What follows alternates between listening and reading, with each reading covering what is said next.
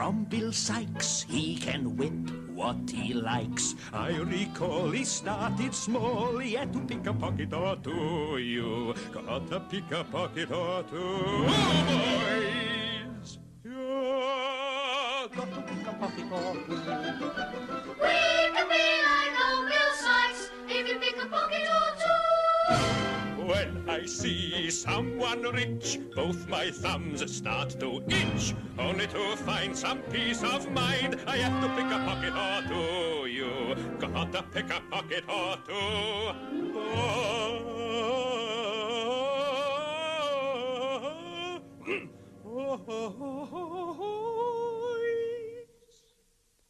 You got to pick a pocket or two.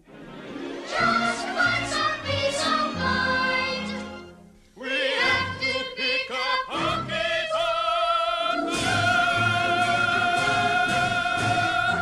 It's time to welcome to the show my second guest today, James Freedman. He's widely considered one of the world's greatest pickpockets, and I'm very pleased he's not sat next to me today. Good morning, James.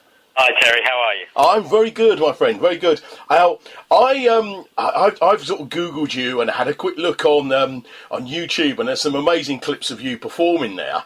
And you're an entertainer, an expert on stealth crime. Now, how would you describe stealth crime?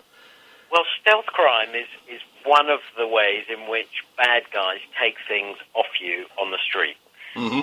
So the police would call it theft from person. That's what we might call pickpocketing. Mm-hmm. And there's two types of that. Stealth crime, where you don't know it's happened, and a snatch crime where you know, but it's too late to do anything about it. Yeah, because, how did you discover you had this skill for actually be able to do it? Because of, if you're a singer, you used to sing in the bath. If you're an actor, you used to sort of ham it up at school. How did you discover this skill? Do you know what? It's exactly the same way, although I've never thought of it like that. I remember picking pockets at school. Really? But it all started because when I was about 5 years old, I got beaten up pretty badly, actually, by some kids who I guess were about 13, 14. And all I remember about that isn't that they beat me up, but that they took my pocket money first, and then they beat me up. So the thumping was completely pointless. And it definitely instilled in me a very keen sense of justice and what's right, fairness. So a few years after that, probably not long, I think I became aware of such a thing as a pickpocket because Oliver, the great Lionel Bart film, came out. And suddenly this young James Freedman thought, there is a way that kids can get their things back from people who shouldn't have them. So I was never interested in it as a theft. I've never broken the law using, my skills. I was always interested in the elegance of it, the ballet, and what I think is a Darwinian evolution of pickpocket techniques through the ages. I think people are interested in it. I've looked on YouTube and countless other places and found an image, a film of you doing this, and it's sort of almost a branch of magic, isn't it? It's a sleight of hand. Well, I thought sleight of hand was the secret. I actually got very interested in sleight of hand. I started to study it. I even joined the Magic Circle, who gave me some awards for my dexterous fingers. But it really isn't just about that. It's about the psychology. And I say at the beginning of the show, there's no point in me just telling people the latest scam, because in a couple of weeks, the bad guys will have developed something else. They evolve into a new thing. But if I explain the psychology of the fraudster, you'll never be a victim yourself. And that's really what I try and get over in the show. I'm making it sound like a public information show. You are a little bit. One of the questions I was going to ask you at the end, actually, and I'll save it to the end, is about how the advice you can give people. I mean, this show is called Man of Steel, and it's STEAL.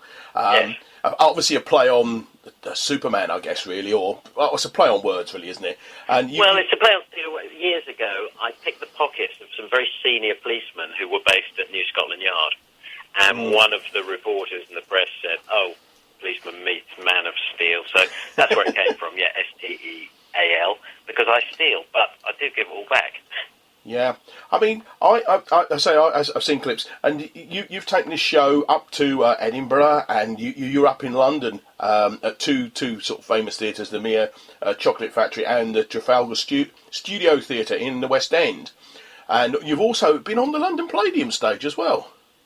I have, yeah, a few years ago now. Just popped on for something that was a charitable evening, actually, and so I was there supporting that. And you've also done the Royal Command as well.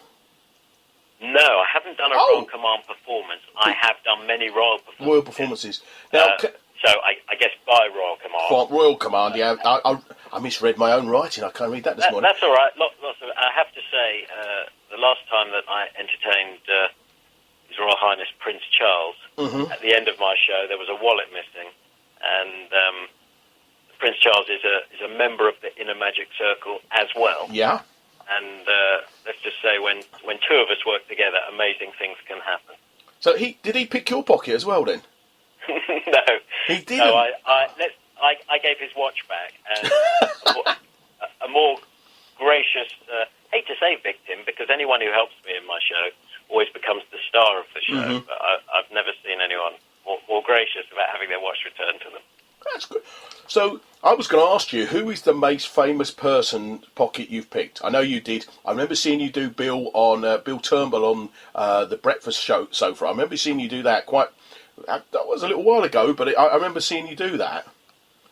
I've picked so many famous people's pockets. It's hard to remember. I always say, the Chancellor of the Exchequer, the Governor of the Bank of England, and the Mayor of London. That's three to be going on with. Some would say that's poetic justice, because they try and pick our pockets, literally, don't they? No political comment. I know, I'm not trying to get you into trouble this morning.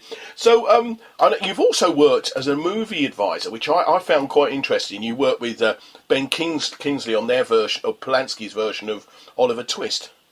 Yes, actually, although Ben Kingsley played Fagin, of course, in the scene where the boys are all picking Fagin's pocket, he's the one who doesn't know he's having his pocket picked. So I did work with him, of course, but I worked with the boys, particularly Harry Eden, a fine young actor who played the Artful Dodger.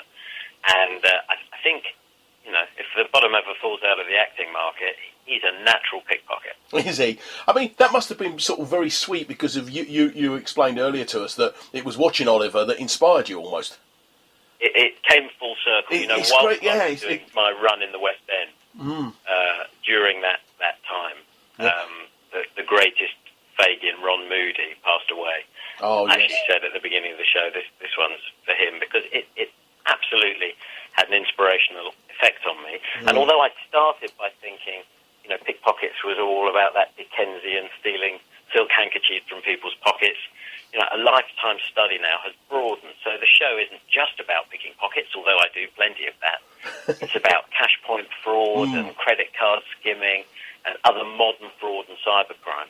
Yeah. I won't give away the end of the show, but I think it changes the way people live their lives. And the show is an entertainment. It's funny, but people go away with a message. Yeah. And I think that's good. Yeah, I saw something recently. You were at, I think it was King's Cross Underground Station, and you picked the guy's pocket, but you were explaining to him about how things were done. And there was also a thing I saw, you've got on your phone an app, I think it is, and people, if they put this contactless card or their credit card on your phone, you then can show them their PIN number. No, not quite. Not quite. Is it not quite that? Well, the King's Cross thing was the recent figures that have come out about pickpocket crime on the London Underground show that King's Cross has more crimes than any other station, and the Central Line has more pickpocket incidents than any other line. Well, there's a very good reason for that. King's Cross is the biggest station, busiest station, and the Central Line, at 46 miles long, is the longest line. So that's just journalists trying to make something out of nothing. Actually, the figures show that the London Underground is the safest it's been for over a decade. And I think the number of incidents is, a couple of hundred in something like 9 million. I can't remember the exact number. But it's so safe down there that I don't think people should worry. The contactless card thing you mentioned, I think, is very interesting, because we're all getting these cards now from our banks. They've got a little logo on the back that looks like a Wi-Fi logo. Yeah. And that means we can just tap and pay, and we don't have to type our PIN number in. We can just tap it and pay for anything up to about £30 now. The problem with that is that your card has therefore been designed to be read from a short distance. It's called NFC, near-field communication. And because your card is designed to be read by the right equipment from a short distance, anyone with the right equipment can read your credit card number, not your PIN number, your credit card number, from a short distance, even while the card is in your pocket or purse or wallet or handbag. You don't have to take it out. They can read it. Now, the right equipment nowadays just means the right sort of phone, because smartphones have this NFC, near-field communication technology in. It's designed so you can send a picture of your kitten to your friend's phone on the other side of the table. But that means that with the right software, it's certainly not an app you can just go to the app store and get. It's some rather dodgy software that most people should not have. I can get close to you on a bus or a tube, and with that phone in my pocket, it will buzz every time I electronically pick someone's pocket and get their details. Now, I demonstrate that in the show, and I'm always surprised how many people are, quite prepared to say, yes, try my card, try my card. Of course, I don't keep the numbers afterwards. That would be wrong. But by demonstrating it, you tell people what's possible. I don't think contactless is bad. No. I just think people deserve to know what is possible using the technology. Yeah, I must admit, I started using it rather a lot, and when I saw what you did with it, I thought, I still use it. I think if you're careful and you think about it, it's a bit like a lot of people. If you're careful and actually aware what you're doing, it makes their life a lot harder. Well, it's not a yes or no answer. The question is contactless safe is not a yes or no black and white thing. No. It's like me asking you, is a gun safe? Well, it's in the right hands, isn't it? Who's using it, and do they know what's possible? Yeah, exactly. I mean, I've also, going back to the films, because we got off that a little bit, you coached some of the cast of Les Mis, and you were the special pickpocket advisor on one of my favourite shows, and sadly it's no longer, Hustle. I used to love that. Oh, that was a wonderful show. I taught the cast one or two things, and of course the highlight for me, working on that show, Robert Vaughan, the magnificent Robert Vaughan. I know. The last surviving member of the Magnificent Seven, I know. What a gentleman, and that was a highlight. Yeah, I remember him from The Man from U.N.C.L.E. as well, and he was, and what's more, he was brilliant in the show, wasn't he, as well? Just, they couldn't have had anyone better. No, a gentleman, a star.